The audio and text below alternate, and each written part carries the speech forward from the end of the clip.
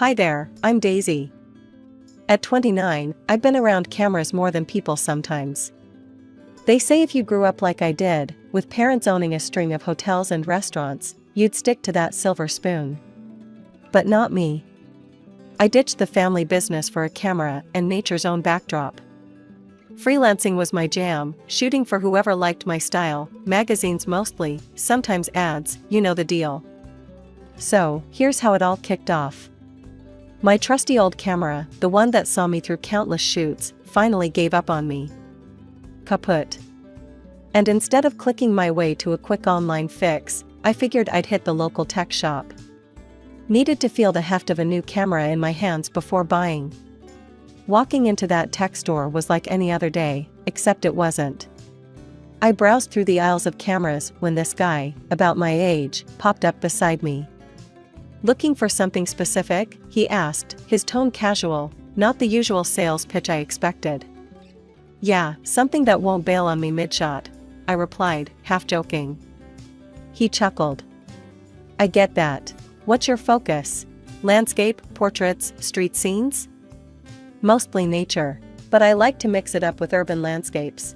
Keeps things fresh, I explained, warming up to his genuine interest. Mark, that was his name, walked me through the latest models, explaining specs like he was reciting his favorite book. Not once did he try to shove the priciest tag in my face. It was refreshing. So, what do you think? Willing to take this one for a spin? He gestured towards a sleek model that seemed to fit the bill. Might as well. Can't have my next gig without a reliable sidekick. I grinned, making the decision easier than I thought. Mark processed my purchase, and as he handed over the bag, he tossed in, "Hey, I could use your number. You know, just to make sure everything's working great for you." I laughed, seeing right through his not-so-sly move. Sure, why not? But if I end up with spam texts, you're buying me coffee as compensation. Mark did call, not about the camera, but to ask me out. I said yes. Why not, right? Life's short and all that. After the camera store meet cute, Mark and I were pretty much inseparable. You know how it is when you just click with someone? Yeah, that was us. Always out and about, him with his quirky facts about tech, and me showing him the city through the lens of my camera. One chilly evening about 6 months in, Mark called me up, all excited. Daisy, pack a bag for the weekend. I've got a surprise. Mark, I swear if you've signed us up for some weird survival camp, you're sleeping on the couch. I joked, but I was already pulling on my boots.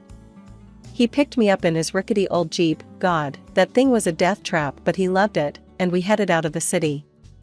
It was one of those drives where the music's playing, but you're both kinda lost in your own thoughts, you know? Excited, a bit nervous, wondering what's up. Turned out, he booked us a little cabin by the lake.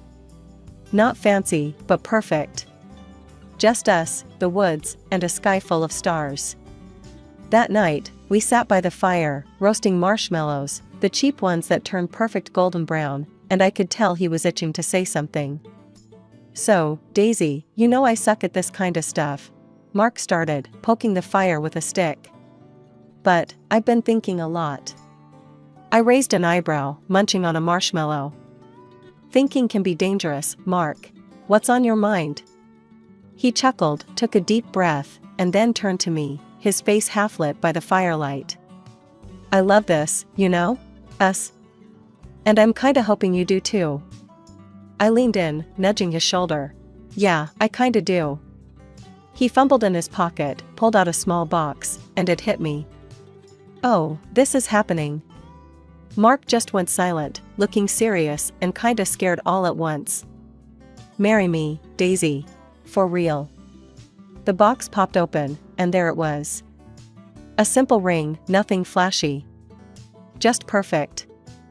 I didn't expect to, but I laughed. It was either that or cry, right? Mark, this is the worst proposal ever. Of course, I will. He grinned, relief washing over him. Damn, I thought you'd need more convincing. Just promise me no more surprises like this without a warning. No promises. he teased, slipping the ring on my finger. We spent the rest of the night just sitting there, the fire dying down, talking about what this all meant for us. No big dreams, just real stuff, like whether we should get a new couch or if his Jeep would make it through another winter. The next day, we spent it lazy by the lake, skipping stones, and talking about how to break the news to our families.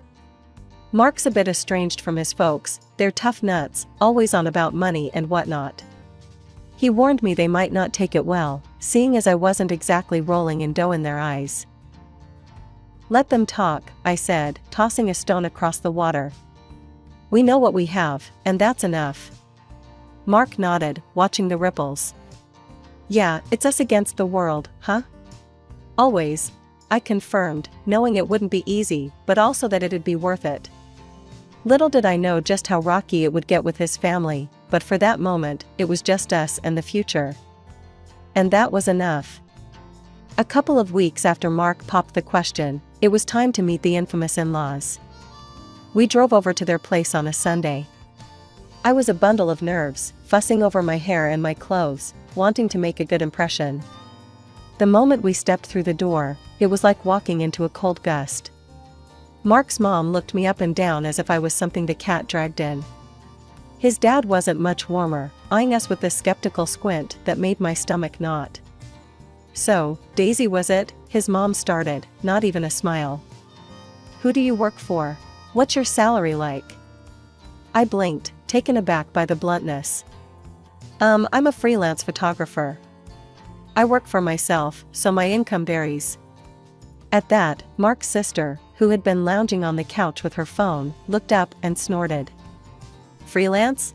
Sounds like a fancy word for being jobless. Mark could have picked anyone, and he ends up with a beggar from an alley.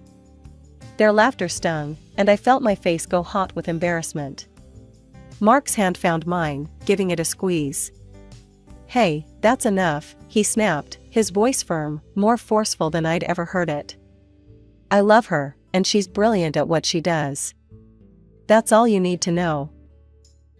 His mom rolled her eyes, but dropped the subject. Dinner was a tense affair, with me trying to make polite conversation while dodging snide remarks about my little hobby. It was a relief to finally say our goodbyes. After that disaster, it was my turn to introduce Mark to my parents. We met them at a cozy little cafe downtown, a far cry from the tension at his family's place.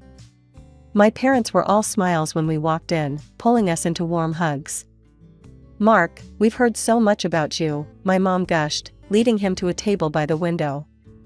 We're just ordinary pensioners now, my dad chimed in, his eyes twinkling as he shook Mark's hand. Used to run a small business back in the day, nothing too grand.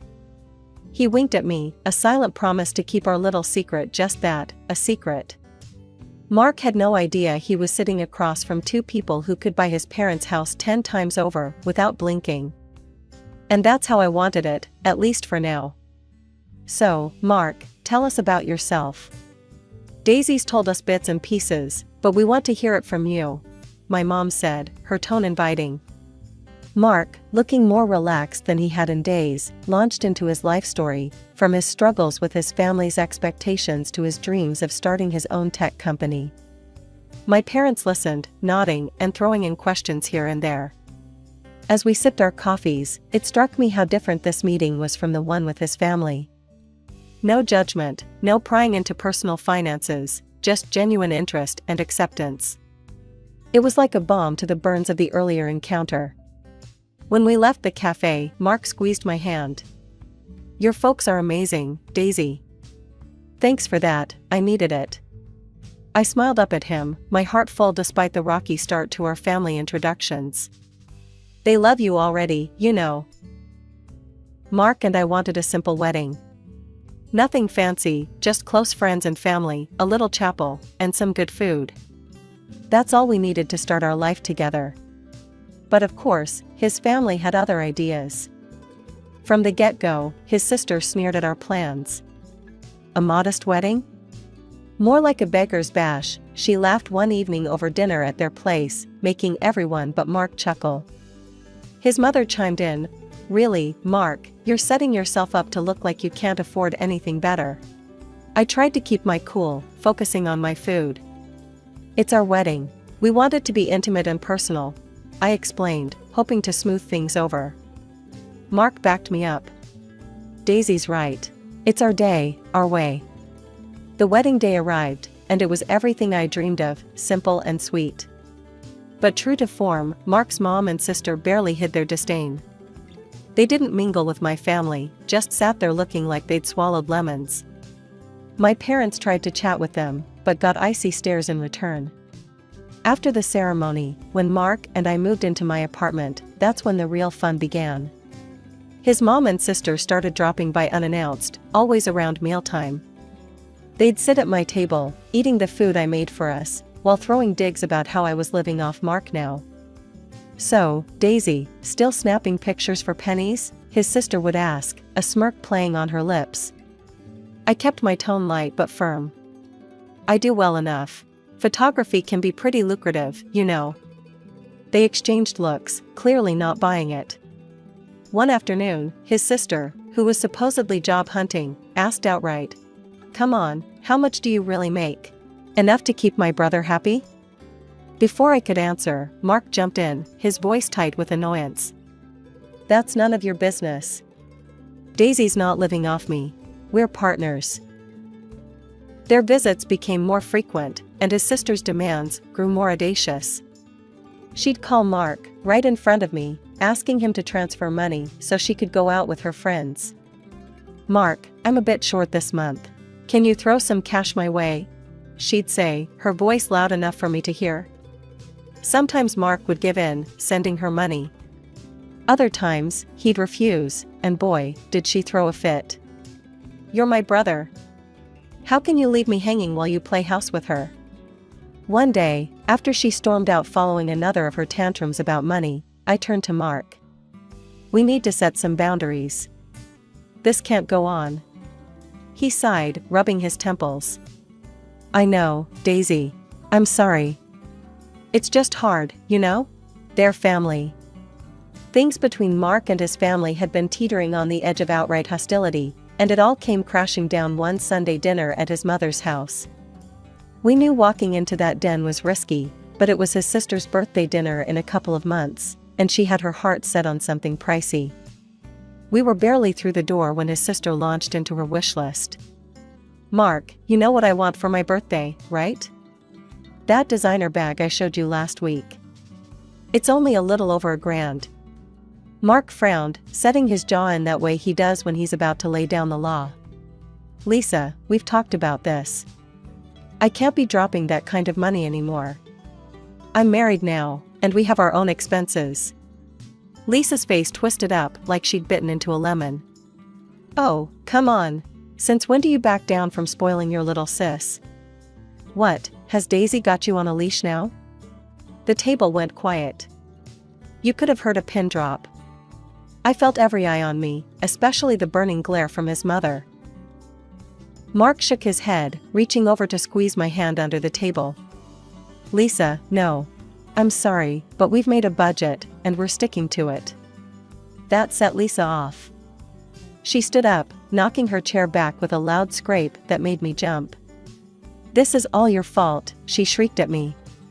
"You're just sucking him dry, taking all his money and attention. He used to have enough for me before you." I tried to keep my voice calm, but it was hard.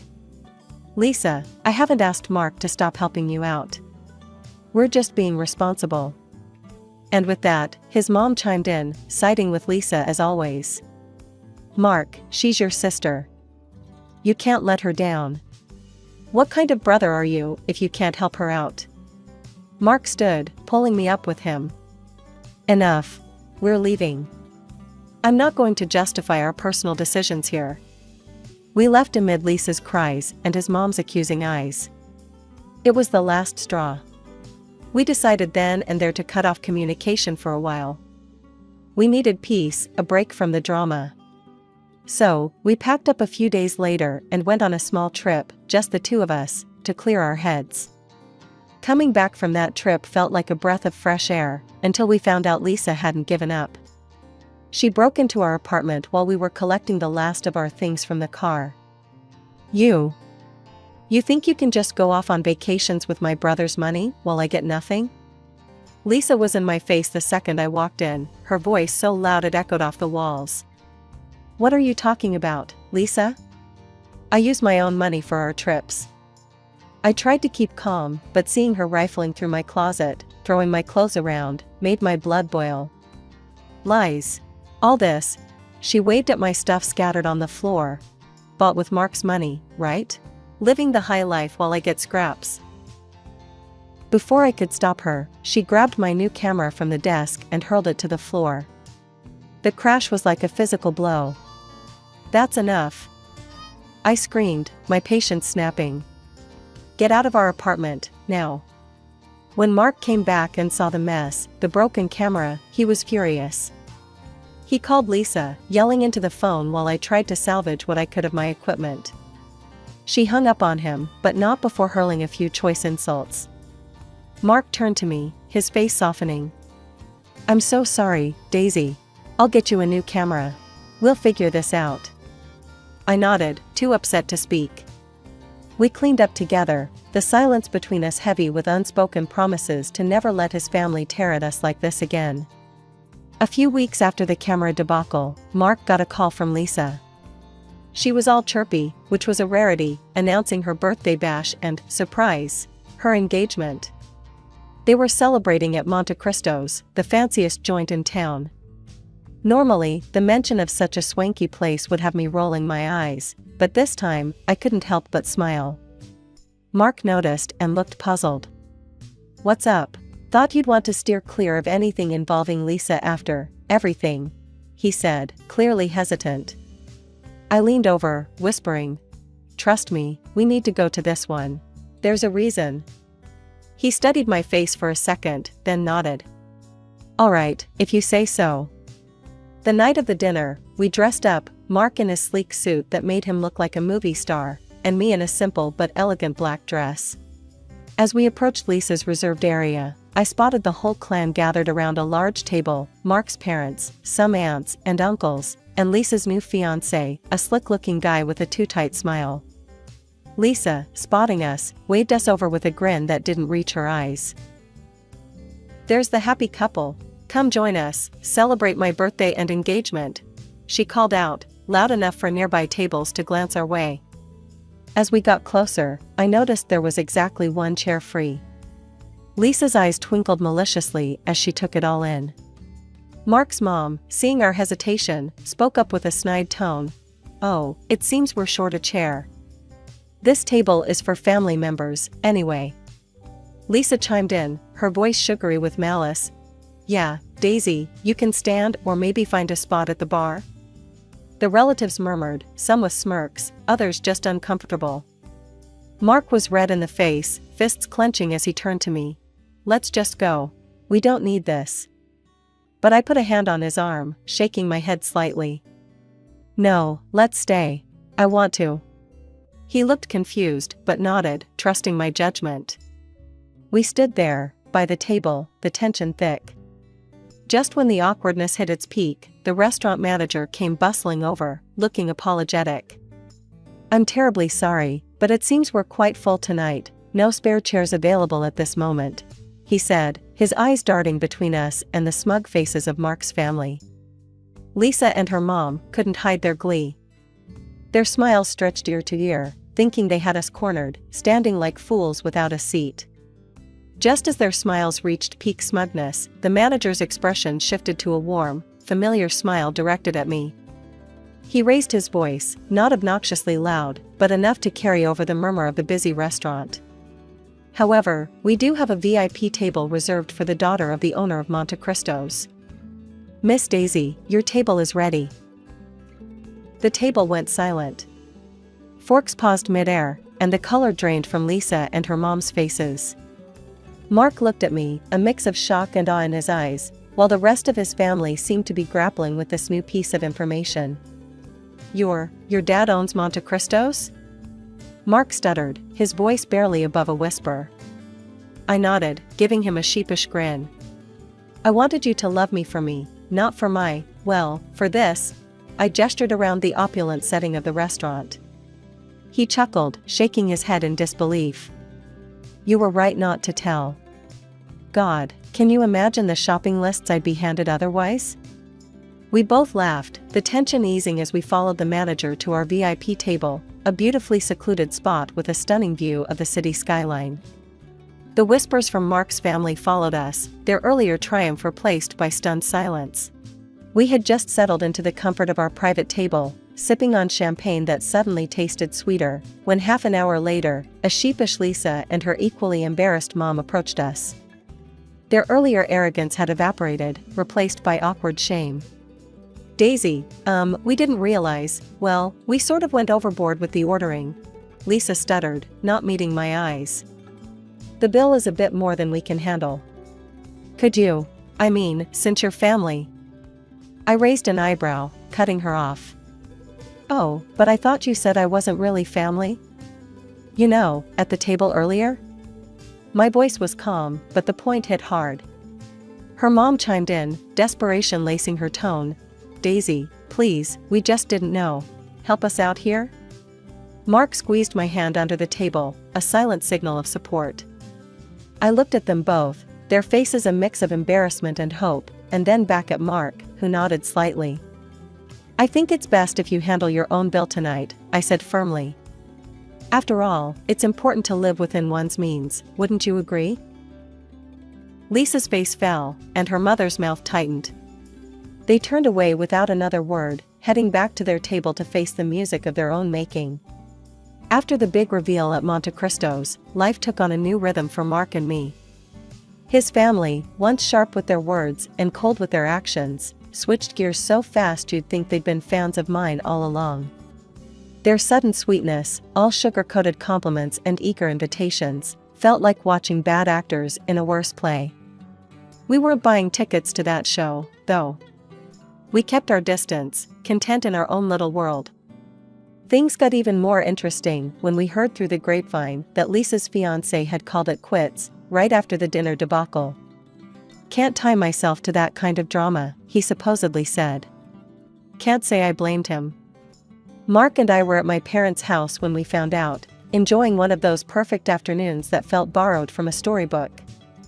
We were out on the terrace, the city sprawling peacefully below, sipping tea as the sun dipped low.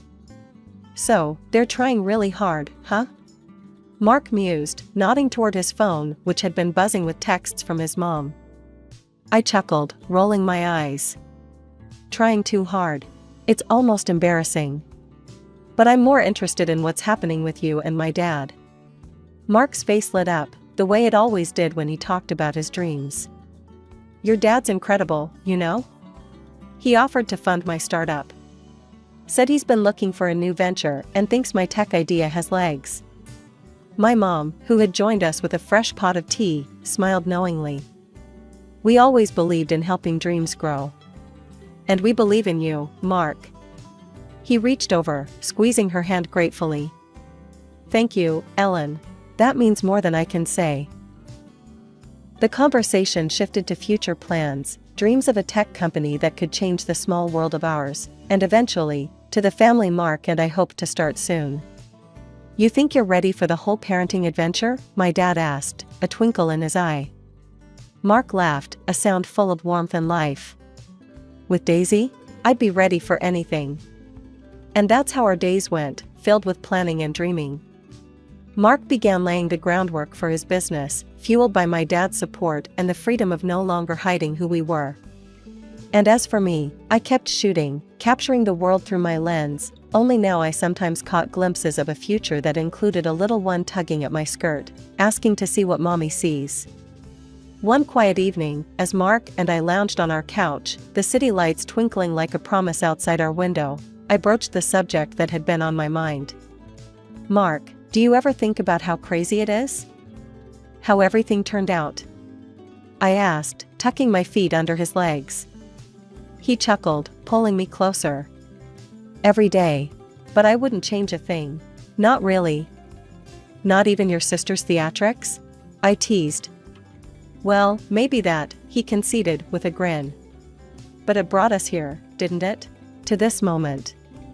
The rest of the night was spent making more plans, talking about nursery colors and the kind of parents we wanted to be.